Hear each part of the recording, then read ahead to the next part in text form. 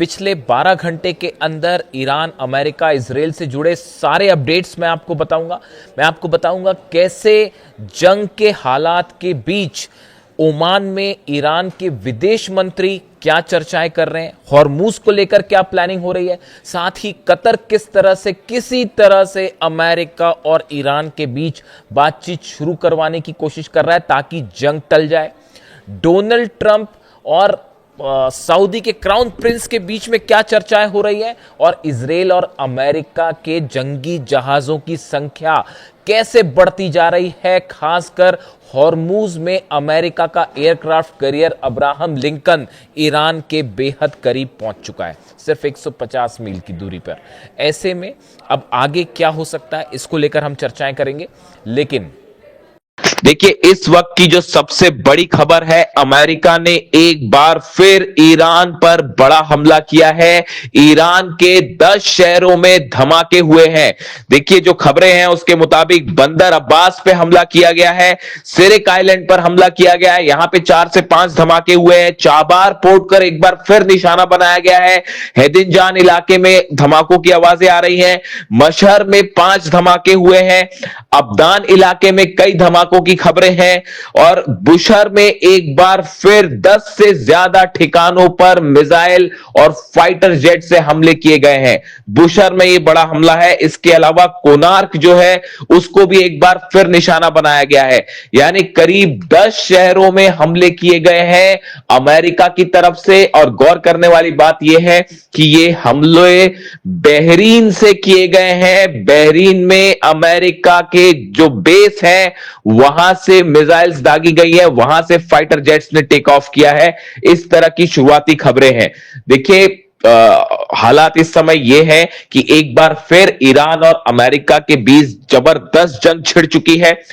और जो खबरें थी उसके मुताबिक बीती रात हॉर्मूज में साइप्रस के एक जहाज को ईरान ने निशाना बनाया, आईआरजीसी ने निशाना बनाया। ईरान का कहना था कि ये साइप्रस का फ्लैग वाला जो जहाज था ये गलत तरीके से हॉर्मूज पार करने की कोशिश कर रहा था। जो रास्ता ईरान ने बताया है, आईआरजीसी ने बताया है, उसको बाईपास करते हुए एक बार फिर ओमान के करीब से ये जहाज ने हॉर्मूज को पार करने की कोशिश की, जिसकी मनाही कर रखी है ईरान ने। जिसका नतीजा ये हुआ कि आईआरजीसी ने इसके ऊपर मिसाइल अटैक किए और ये जहाज धू धू कर जलने लगा। इस पर कई क्रू भी मौजूद है जिनके रेस्क्यू का काम इस समय जारी है। तो देखिए, जैसे ही ये साइप्रस के जहाज पर हमले की खबरें आई, उसके बाद अमेरिका ने एक बार फिर जो है ईरान को निशाना बनाया, ईरान पर हमले शुरू कर दिए। अब जो खबरें इस वक्त आ रही हैं उसके मुताबिक ईरान ने जबरदस्त पलटवार भी शुरू कर दिया है और बहरीन को निशाना साधते हुए कई मिसाइल्स लॉन्च कर दी गई हैं। ये लेटेस्ट खबरें आ रही हैं, ईरान ने पलटवार शुरू कर दिया है। देखिए, कल जिस तरह से ईरान के सुप्रीम लीडर मुस्तफा खामनेई का संदेश आया सामने, उसने पूरी दुनिया में सनसनी फैला दी। मुस्तफा खामनेई ने ऐलान कर दिया है कि अली खामनेई साहब की शहादत का बदला लिया जाएगा। ईरान में जिन लोगों को शहीद किया गया है उनके कत्ल का, उनके खून का बदला लिया जाएगा। सबकी नजरें इस बात पे थी कि मुस्तफा खामनेई की तरफ से क्या संदेश आएगा। देखिए, अली खामनेई साहब को सुपुर्द खाक करने के बाद जो है कल दुआओं का दौर पूरे ईरान में देखा गया। अगले कई दिनों तक जो है दुआओं का ये दौर चलता रहेगा। कई जगह सभाएं हुई। इसी बीच जो है मुस्तफा खामनेई साहब का बयान सामने आया जिसमें उन्होंने कई बड़ी बातें कही। देखिए, उन्होंने जो पहली बड़ी बात कही वो बड़ी बात ये थी कि अली खामनेई साहब ने जो रास्ता दिखाया है उसी रास्ते पर अब ईरान आगे बढ़ेगा। उन्होंने कहा कि इमाम हुसैन ने हमें जो रास्ता दिखाया उस रास्ते पे हम आगे बढ़ेंगे, यानी उन्होंने इमाम हुसैन का भी जिक्र किया। और तीसरी बड़ी बात उन्होंने ये कही कि अली खामनेई साहब की शहादत का बदला ईरान मांग रहा है और मेरी कौम इस बदले को पूरा करेगी चाहे जो करना पड़े। देखिए ये बहुत बड़ा संदेश था, जिसके बाद पूरी दुनिया में जो है वो ये खबरें छा गई कि मुस्तफा खामेनी की तरफ से ये ऐलान हो गया है कि हम हत्यारों से बदला लेंगे। उन्होंने नाम नहीं लिया, लेकिन सीधा इशारा डोनाल्ड ट्रंप की तरफ था। डोनाल्ड ट्रंप जिस तरह से बार बार ये कह रहे हैं कि मेरे पे हमला हो सकता है और अगर मुझे कुछ हुआ तो मिसाइल दाग दी जाएंगी, इस तरह के बयान कल डोनाल्ड ट्रंप की तरफ से सामने आए। कई एक्सपर्ट्स का यह मानना है कि डोनाल्ड ट्रंप को अब हमले का खौफ सता रहा है, डोनाल्ड ट्रंप को हमले का डर लग रहा है। जिस तरह से करोड़ों लोग ईरान में सामने आए और उन्होंने मांग की अली खामेनी साहब के जनाजे के दौरान कि हत्यारों से बदला लिया जाए, उसके बाद अब मुस्तफा खामेनी का यह संदेश इस बात को बता रहा है कि किसी भी तरह की बातचीत, समझौता, उन चीजों से बात अब एक बार फिर बहुत आगे निकल चुकी है। और अब जो हमले हुए हैं 10 शहरों में, ये तीसरी बार हमला है एक हफ्ते के अंदर। देखिए खबरें ये भी सामने आई, हमने आपको पहले ही बताया था कि बुशर में जो पिछले हमले हुए, उन हमलों में इजराइल का हाथ था। ये बात अब खुलकर सामने आ गई है कि इजराइल की तरफ से बुशर में हमले किए गए, ऐसा कहना है ईरान का। लेकिन आज जो हमले हुए हैं, इन हमलों में अमेरिका के फाइटर जेट शामिल थे। अमेरिका का एयरक्राफ्ट कैरियर अब्राहम लिंकन जो है वो ईरान के करीब मौजूद है, ओमान की खाड़ी में है। करीब 19 डिस्ट्रॉयर्स ऐसे हैं, 19 जंगी जहाज ऐसे हैं अमेरिका के जो ओमान की खाड़ी के आसपास मौजूद हैं। इसी के साथ ही बड़ी संख्या में F-35 जेट्स का, F-16 जेट्स का मूवमेंट देखने को मिल रहा है। यानी ईरान को घेरने की तैयारी शुरू हो गई है बड़े स्तर पर। और यह भी बताया जा रहा है कि अमेरिका की कोशिश है कि इस बार अगर ईरान के खिलाफ बड़ा एक्शन होता है, जंग होती है, तो नेटो देशों को भी इसमें शामिल किया जाए। ये अपने आप में एक बड़ा डेवलपमेंट है। अमेरिका की कोशिश है कि नेटो को भी, जितने देश हैं उनको भी अमेरिका के खिलाफ जंग में शामिल किया जाए। एक अहम खबर से मैं आगे बढ़ना चाहूंगा। डोनाल्ड ट्रंप का बयान आपने देखा। डोनाल्ड ट्रंप के बड़े 2-3 रोचक बयान सामने आए हैं, जिसमें ऐसा लगता है मानो डोनाल्ड ट्रंप का खौफ और डर अब सबके सामने आना शुरू हो गया है।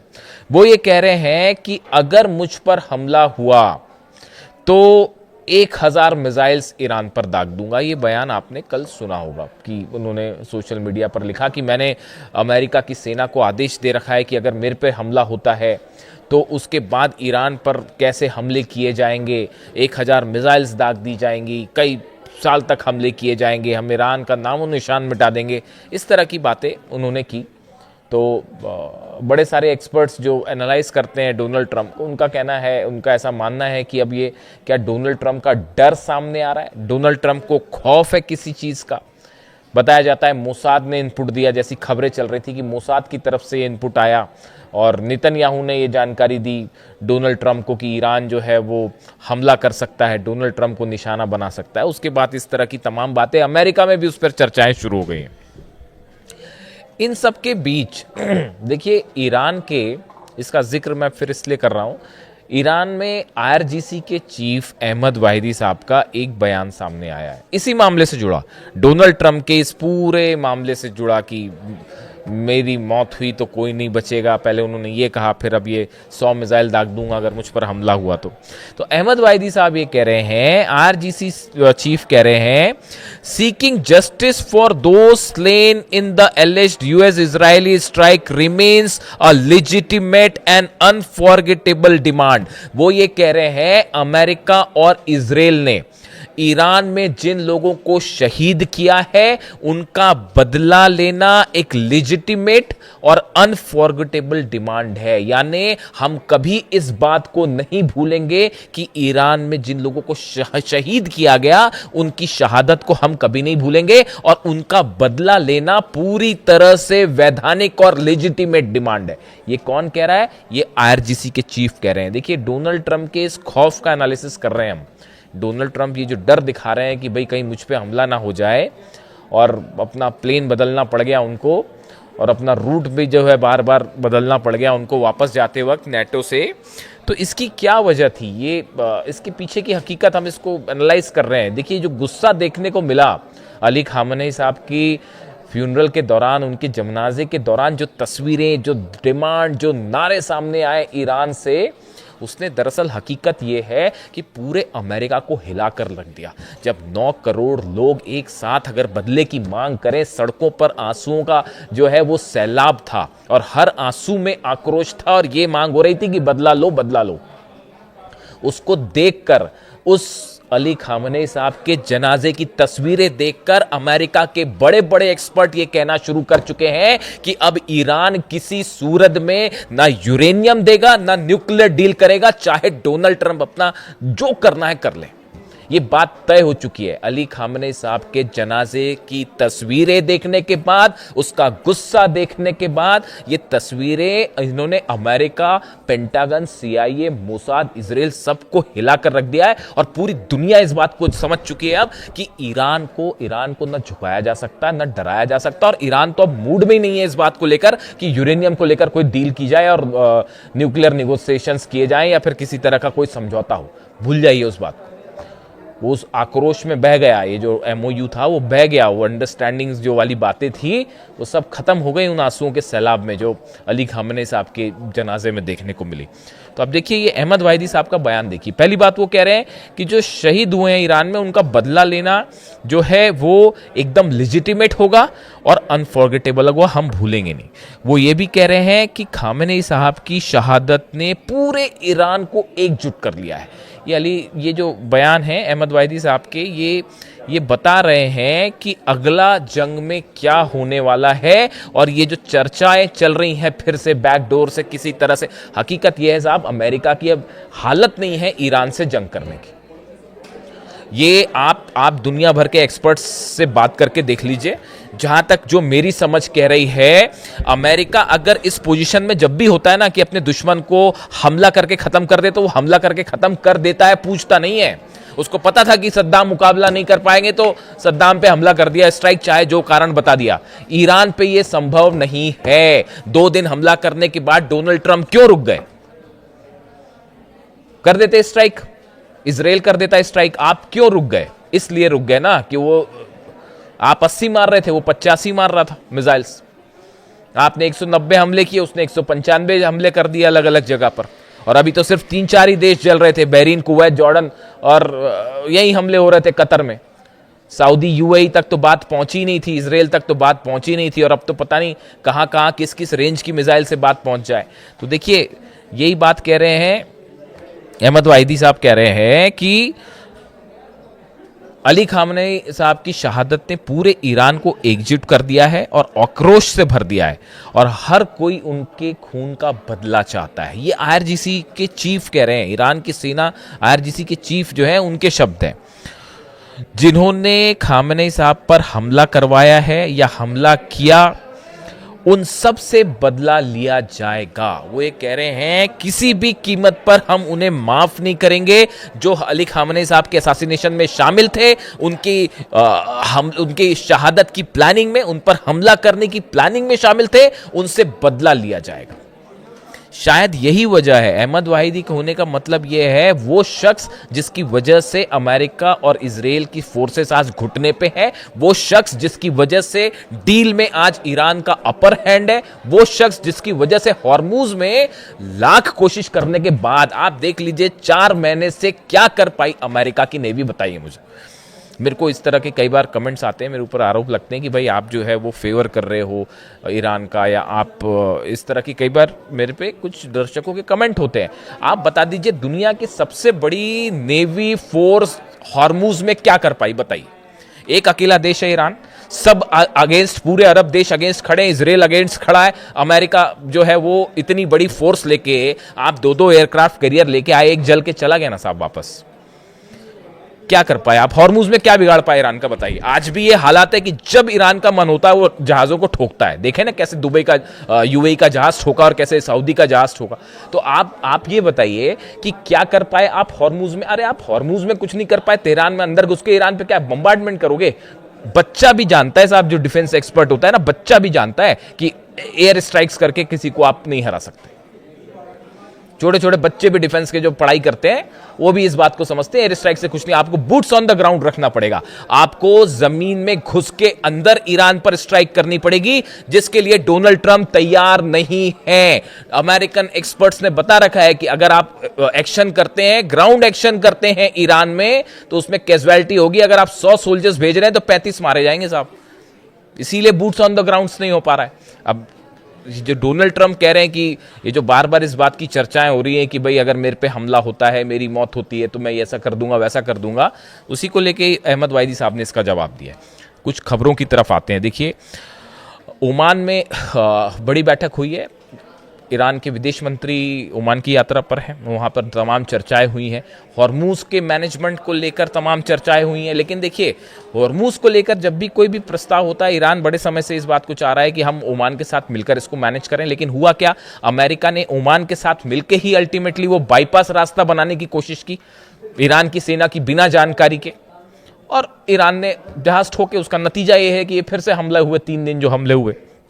ऐसे में ओमान के साथ कोई बातचीत, इन सब बातचीत का बहुत ज़्यादा मायने नहीं है। ये देखिए ऐसे हैं, ये एक सिचुएशनल स्थिति होती है और उसको वो कैसे आगे डेवलप होगी उस पर नतीजा होगा। कतर की तरफ से लगातार कोशिश हो रही है कि किसी तरह से जो है बैक ऑन द ट्रैक हो डिप्लोमेसी, और ईरान और अमेरिका के बीच जंग ना हो। कतर भी इस कोशिश में जुला हुआ है। कतर ने भी अपना डेलीगेशन तेहरान भेज चुका है और वो सबसे मुलाकात हो रही है कि भाई किसी तरह से जंग टाली जाए। कई देश इसमें कोशिश कर रहे हैं। देखिए, इसी बीच एक बेहद अहम खबर यह भी है कि डोनाल्ड ट्रंप ने सऊदी के क्राउन प्रिंस मोहम्मद बिन सलमान से फोन पर बात की और उनसे उन्होंने हॉर्मूज को लेकर, ईरान को लेकर डिटेल में डिस्कशन किया है। अब देखिए हकीकत क्या है, हालात क्या है। मोहम्मद बिन सलमान नहीं चाहते कि ईरान और अमेरिका की फिर से जंग हो। ये बात अब कई सोर्सेस से अलग अलग लेवल पर कंफर्म हो चुकी है। इसकी 2 बड़ी वजह है। मोहम्मद बिन सलमान को ये लग रहा है, पहली बात तो ये लग रहा है कि भाई उनका डिफेंस सिस्टम ऐसा नहीं है कि वो ईरान की खुर्रम शहर, फतेह 2 और बाकी की जो बैलिस्टिक मिसाइल्स हैं उनको रोक पाए। ये बात साफ है। ना थार्ड रोक पाया, ना पेट्रियट रोक पाया। आपने अभी देखा कि क्या हुआ, किस तरह से जो है कुवैत में जो पेट्रियट सिस्टम लगा हुआ था, जो डिफेंस सिस्टम लगा हुआ था, उसके ऊपर मिसाइल गिरी है, खैबर मिसाइल। तो वो कैसे सऊदी कैसे उसको रोक पाएगा। तो पहली बात तो सऊदी इस बात को जान रहा है कि भाई ईरान से उलझने का कोई मतलब नहीं है। वो 40 दिन की जंग में सब साफ हो चुका है कौन किस पर भारी, पहली बात। दूसरी बात, सऊदी को ये लग रहा है कि भाई जो मोहम्मद बिन सलमान का जो बड़ा इकोनॉमिक एजेंडा है 2030 को लेकर, हालांकि वो ऑलरेडी डिले हो चुका है, पोस्टपोन हो चुका है, इतना बड़ा नुकसान हो गया है मिडिल ईस्ट में। तो उनको लगता है कि अगर जंग होती है तो उससे भी बड़ा नुकसान हो जाएगा, ऑयल रुक जाएगा, इन्वेस्टमेंट रुक जाएगा। तो वो एक जो इकोनॉमिक प्लान लेके चल रहे हैं सऊदी का, वो तेल लेने चला जाएगा। तो ऐसे में वो डोनाल्ड ट्रंप के साथ देने को राजी नहीं है। इसी वजह से डोनाल्ड ट्रंप हॉर्मूज में जो दूसरा एक्शन लेना चाह रहे थे वो रोकना पड़ गया, वरना अगर सऊदी मदद करता तो शायद मिलिट्री एक्शन हो गया होता। सऊदी जो है उसके लिए तैयार नहीं है। अब देखिए इसका तोड़ क्या निकाला गया। ये जो आजकल तुर्की और डोनाल्ड ट्रंप में जो खूब दोस्ती चल रही है, जिसकी चर्चाएं हैं तमाम की, यहां तक कि कांग्रेस की मंजूरी नहीं है फिर भी F-35 देने को तैयार है एर्दोगान को और तुर्की को। और तुर्की अब बात क्या कह रहा है कि भाई देखिए ये डील इसलिए नहीं हो सकती, पिछली बार नहीं हुई थी, आपको पता ही होगा, हिस्ट्री सब जगह है ही। S-400 सिस्टम रूस से खरीद रखा है तुर्की ने। तो अमेरिका कांग्रेस का ये रूल है कि भाई जो उसने S-400 सिस्टम जिस देश ने खरीद रखा है रूस से, हम उसको F-35 नहीं देंगे, ये शर्त होती है। इसीलिए तुर्की को अभी तक F-35 नहीं मिला, क्योंकि वो जो है उन्होंने S-400 रूस से ले रखा है। तो अब एक नई सिचुएशन खड़ी हो गई है। तुर्की ने अपील की है पुतिन से और रशिया से, वो ये चाहते हैं कि हम अपना S-400 जो है वो यूएई को भेज दें। यूएई एक अलग परेशान देश, उनको ये लग रहा है कि भाई किसी तरह से जो है हमको डिफेंस सिस्टम मिल जाए, वरना जो है उनकी सबसे बड़ी चिंता यह है यूएई की कि फिर से जब दुबई और अबू धाबी पर मिसाइल्स गिरेंगी तो उसे कैसे रोका जाए, वो अलग परेशानी है। इसलिए वो तमाम जगह जो है वो डील करते फिर रहे हैं कि भाई कहीं जो है वो ईरान की मिसाइलों से रक्षा करने के लिए हमें डिफेंस सिस्टम मिल जाए, वो उस कोशिश में लगे हैं। तो अब ये एक नई चर्चा शुरू हो गई कि क्या तुर्की अपना S-400 जो है वो यूएई को देने जा रहा है। ऐसी सूरत में S-400 की जो टेक्नोलॉजी है, इसको लेकर रूस हमेशा से सतर्क रहता है कि ये टेक्नोलॉजी जो है S-400 की, ये किसी नेटो कंट्री के हाथ में ना जाए, यानी खासतौर पर अमेरिका के पास ना जाए। हालांकि ये कहा नहीं जा सकता कि चली गई है या नहीं गई है, लेकिन फिर भी तो ऐसे हालात में अब देखिए कोशिश ये जो तुर्की को पास लाने की कोशिश है डोनाल्ड ट्रंप की, ये सऊदी का काट है असल में। देखिए डोनाल्ड ट्रंप इस बात को समझ चुके हैं कि मोहम्मद बिन सलमान या फिर सऊदी अरब जो है या अरब देश अब उस तरह से अमेरिका के साथ नहीं खड़े हो पाएंगे जैसे पहले खड़े थे। पैसा देना एक अलग बात होती है साहब, जंग करना एक अलग बात होती है, तो वो नहीं होंगे। इसीलिए इस पूरे क्षेत्र में एक नए मजबूत सहयोगी के रूप में एर्दोगान को देख रहे हैं और तुर्की को देख रहे हैं। ये सऊदी का प्रभाव कम करने की कोशिश है, लेकिन समस्या ये है कि जब ईरान से जंग की बात होगी तो सऊदी का रोल हमेशा अहम होगा और मोहम्मद बिन सलमान उसके लिए राजी नहीं है। तो अब ट्रंप ने फिर बात की है कि हॉर्मुज को लेकर क्या किया जाए। इस तरह की जो खबरें सामने आई कि अमेरिका का ये कहना है कि हम बात तभी करेंगे जब ईरान इस बात की गारंटी दे कि हॉर्मुज पूरी तरह से खुला रहेगा। अरे माय डियर फ्रेंड, वो तो पहले ही खुला हुआ था। ईरान ने कब बंद किया था हॉर्मुज? वो तो पहले से खुला हुआ था। अपनी ब्लॉकेट्स और 17 वॉरशिप लेकर तो आप वहां पर पहुंचे थे। मतलब इसीलिए देखिए कहा जाता, मैं कई बार कहता हूं अमेरिका में, मैं सुनता कई लोगों को, तो ये कहते हैं कि भाई how not to do a foreign policy, ये उसका परफेक्ट एग्जाम्पल है। डोनाल्ड ट्रंप ने और अमेरिका ने वो एग्जाम्पल पेश किया है कि विदेश नीति कैसे ना की जाए, how not to do a foreign policy, this is the perfect example. वो पहले से हॉर्मुज खुला था, उसको बंद करवा दिया, अब हाथ पैर जोड़ रहे हैं कि साहब इसको खोल दो, इसको खोल दो, इसको खोल दो, क्योंकि रूस का ऑयल जल रहा है, उस पर नजर रखिए आप। वो अलग से मैं बात करूंगा रूस, चीन और ईरान की, तीनों के ईरान के एटमी प्रोग्राम को लेकर बड़े डेवलपमेंट है रशिया चाइना के बीच में। तो सिर्फ डोनाल्ड ट्रंप अपनी प्लानिंग नहीं कर रहे, रूस चीन भी बड़ी मजबूत प्लानिंग में है, उस पर अलग बात करेंगे। तो अभी हालात ये है कि सलमान से बात की है, मोहम्मद बिन सलमान से जो है ट्रंप ने बात की है। हॉर्मुज को लेकर भी अमेरिका कुछ नहीं कर पा रहा। बिना ईरान की परमिशन के हॉर्मुज नहीं खुल सकता, जंग का कोई नतीजा होगा नहीं। ऐसे सूरत में हॉर्मुज फिर से बंद होना तय है। रूस का ऑयल ऑलरेडी जल रहा है, 112 से 13 ऑयल रिफाइनरीज और ऑयल ठिकानों पर हमले हो चुके हैं, तेल की कमी है। ऐसे में अगर ईरान पूरी तरह से हॉर्मुज बंद कर दे, हो गया काम। तो फिर अब उसके लिए भी डोनाल्ड ट्रंप तैयार नहीं है, इसीलिए हमले रोके गए ईरान पर। 3 दिन ये हमले जो चले और रोके गए। और देखिए एक बात और, ये बात भी अब साफ हो चुकी है, जो तीसरा मैं आपको कह रहा था पिछले वीडियो में, मैंने आपको बताया था जिसमें मैंने रेडिएशन वाली बात की थी कि जो तीसरे हमले हुए, तीसरे दिन जो हमले हुए, सेंटकॉम ने कह दिया साहब हमले नहीं किए, अमेरिका ने कह दिया हमले नहीं किए। तो हुए कैसे हमले? यही शक मैं जता रहा था बार बार आपको कि इजराइल के फाइटर जेट्स भी इसमें शामिल थे। जो हमले अमेरिका की तरफ से हो रहे थे, इजराइल का उसमें नाम नहीं था, लेकिन इजराइल के फाइटर जेट्स उसमें शामिल थे। और तीसरे दिन शायद ये बात हुई कि कोऑर्डिनेशन की कुछ कमी हुई और इजराइल ने अपने हमले जारी रख दिए और वो 3 जगह धमाके हो गए। और ये बात साफ हो गई, इसलिए ईरान ने ये कहा है, अब ईरान ने साफ ऐलान कर दिया है कि अब हमला कोई भी करे हम पे, चाहे अमेरिका हमला करे, चाहे कोई अरब देश हमला करे, नतीजा ये होगा कि साहब इजराइल पर तो हम हमला जरूर करेंगे। ये ईरान का ऐलान हो गया है कि अब हमला हम पे कोई भी करेगा, चाहे डोनाल्ड ट्रंप करवाए, चाहे सऊदी करवाए, चाहे यूएई करवाए या कोई अरब देश करवाए, अगर ईरान पर हमला होता है, स्ट्राइक होती है, तो our first target will be Israel. हम इजराइल पर हमला जरूर करेंगे। तो वो जो एक कॉन्स्पिरेसी थी वो सामने आ गई है। और बुशर पर जो आखिरी दिन हमले हुए हैं, बुशर के कोर प्लांट से बड़े कुछ मीटर की दूरी पर ही मिसाइल्स गिरी हैं। इसने इजराइल, इस एक्शन ने रूस को खास तौर पर अलर्ट कर दिया है। बताया जा रहा है कि पुतिन ने खुद बात की है ईरान के बड़े अधिकारियों के साथ कि अगर बुशर के प्लांट से रेडिएशन हो गया तो उसका क्या होगा और उसे कैसे रोका जाए, इसको लेकर चर्चाएं शुरू हो गई हैं। यानी माना जा रहा है कि बुशर प्लांट निशाने पे, देखिए नतांज, फोर्दो, इस्फहान से अब रेडिएशन नहीं होगा। वहां तो जो कुछ है मलबे के नीचे साहब, अब उस पर कुछ नहीं होगा हमला, वहां से रेडिएशन नहीं होगा। रेडिएशन होगा इस बुशर के प्लांट से, जहां पर 2 न्यूक्लियर रिएक्टर्स इस समय काम कर रहे हैं और सेंट्रीफ्यूजेस लगे हैं। वो मिसाइल अगर उस दिन गिर गई होती उस बुशर के ऊपर, प्लांट के ऊपर, तबाही मच गई होती, तबाही। इसको लेकर रूस की तरफ से बड़े अलर्ट हैं, प्लान तैयार हैं। तो इन हालात में दोनों तरफ से बड़ी जंग की तैयारी है। ईरान की तरफ से बताया जा रहा है, जो धमकी आई कि 1000 मिसाइल दाग देंगे, उसके बाद ऐसी भी खबरें हैं ईरान से कि ईरान ने अपनी 1000 मिसाइल्स रेडी कर ली हैं। यानी अमेरिका की 1000 मिसाइल वर्सेस ईरान की 1000 मिसाइल्स। इससे जुड़ा जो भी अपडेट होगा आप तक पहुंचाऊंगा। वीडियो कैसा लगा जरूर बताइए। Thank you so much.